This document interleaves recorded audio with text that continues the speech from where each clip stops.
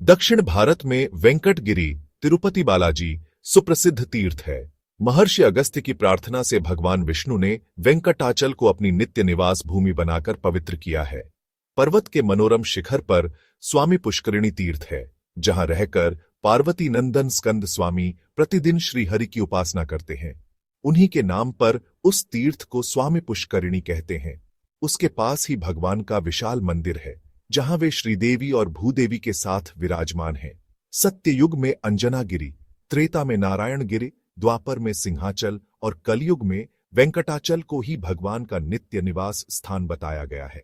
कितने ही प्रेमी भक्त यहां भगवान के दिव्य विमान एवं दिव्य चतुर्भुज स्वरूप का सुदुर्लभ दर्शन पाकर कृतार्थ हो चुके हैं। श्रद्धालु पुरुष संपूर्ण पर्वत को ही भगवत स्वरूप मानते हैं। पूर्व काल में वेंकटाचल पर एक निषाद रहता था। उसका नाम था वसु। वह भगवान का बड़ा भक्त था।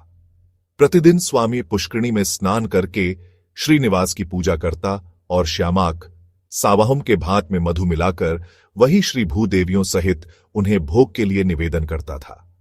भगवान के उस प्रसाद को ही वह पत्नी के साथ स्वयं पाता था। यही उसका नित्य का नियम था। भगवान श्रीनिवास उसे प्रत्यक्ष दर्शन देते और उससे वार्तालाप करते थे। उसके और भगवान के बीच में योगमाया का पर्दा नहीं रह गया था। उस पर्वत के एक भाग में सावां का जंगल था। वसु उसकी सदा रखवाली किया करता था, इसलिए कि उसी का चावल उसके प्राणाधार प्रभु के भोग में काम आता था। वसु की पत्नी का नाम था चित्रवती। वह बड़ी पतिव्रता थी। दोनों भगवान की आराधना में संलग्न रहकर उनके सान्निध्य का दिव्य सुख लूट रहे थे। कुछ काल के बाद चित्रवती के गर्भ से एक सुंदर बालक उत्पन्न हुआ। वसु ने उसका नाम वीर रखा। वीर यथा नाम तथा गुण था। उसके मन पर शैशव काल से ही माता पिता दोनों के भगवत चिंतन का गहरा प्रभाव पड़ने लगा। जब वह कुछ बड़ा हुआ तब प्रत्येक कार्य में पिता का हाथ बटाने लगा। उसके अंतकरण में भगवान के प्रति अनन्य भक्ति का भाव भी जग चुका था। भगवान बड़े कौतुकी हैं। वे भक्तों के साथ भांति भांति के खेल खेलते और उनके प्रेम एवं निष्ठा की परीक्षा भी लेते रहते हैं। एक दिन वसु को झांत हुआ कि घर में मधु नहीं है। भगवान के भोग के लिए भात बन चुका था।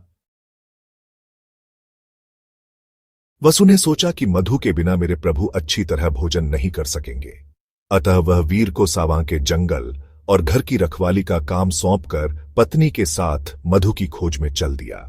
बहुत विलंब के बाद दूर के जंगल में मधु का छत्ता दिखाई दिया। वसु बड़ा प्रसन्न हुआ।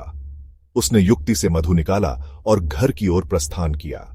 इधर निषाद कुमार वीर ने यह सोचकर कि भगवान के भोग में विलंब हो रहा है, तैयार किए हुए भात को एक पात्र में निकाला। उसमें से कुछ अग्नि में डाल दिया और शेष सब भात वृक्ष की जड़ में स्थापित करके भगवान का आवाहन किया। भगवान ने प्रत्यक्ष प्रकट होकर उसका दिया हुआ भोग स्वीकार किया। तत्पश्चात प्रभु का प्रसाद पाकर बालक वीर माता पिता के आने की बाट देखने लगा। वसु अपनी पत्नी के साथ जब घर पहुंचा तब देखता है वीर ने भात में से कुछ अंश निकालकर खा लिया है। इससे उसे बड़ा दुहक हुआ। प्रभु के लिए जो भोग तैयार किया गया था उसे इस नादान बालक ने उच्छिष्ट कर दिया। यह इसका अक्षभ्य अपराध है। यह सोचकर वसु कुपित हो उठा।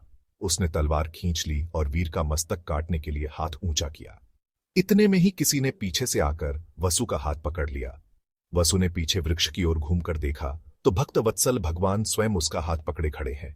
उनका आधा अंग वृक्ष के सहारे टीका हुआ है। हाथों में शंख चक्र और गदा सुशोभित है। मस्तक पर किरीट, कानों में मकराकृति कुंडल, अधरों पर मंद मंद मुस्कान और गले में कौस्तुभमणि की छटा छा रही है। चारों ओर दिव्य प्रकाश का पारावार सा उमड़ पड़ा है। वसु तलवार फेंककर भगवान के चरणों में गिर पड़ा और बोला, देव देवेश्वर, आप क्यों मुझे रोक रहे हैं? वीर ने अक्षम्य अपराध किया है। भगवान अपनी मधुर वाणी से कानों में अमृत उड़ेलते हुए बोले, वसु, तुम उतावली न करो।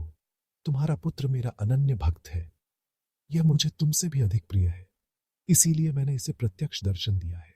इसकी दृष्टि में मैं सर्वत्र हूं, किंतु तुम्हारी दृष्टि में केवल स्वामी पुष्करिणी के तट पर ही मेरा निवास है। संतों द्वारा सर्वत्र भगवत दर्शन यही सबसे ऊंची अवस्था है। नामदेव जी को भी गुरु प्राप्ति के बाद ही सर्वत्र भगवान के दर्शन होने लगे। प्रेतों में, कुत्ते में, भगवान का यह वचन सुनकर वसु बड़ा प्रसन्न हुआ। वीर और चित्रवती भी प्रभु के चरणों में लौट गए। उनका दुर्लभ कृपा प्रसाद पाकर यह निषाद परिवार धन्य धन्य हो गया।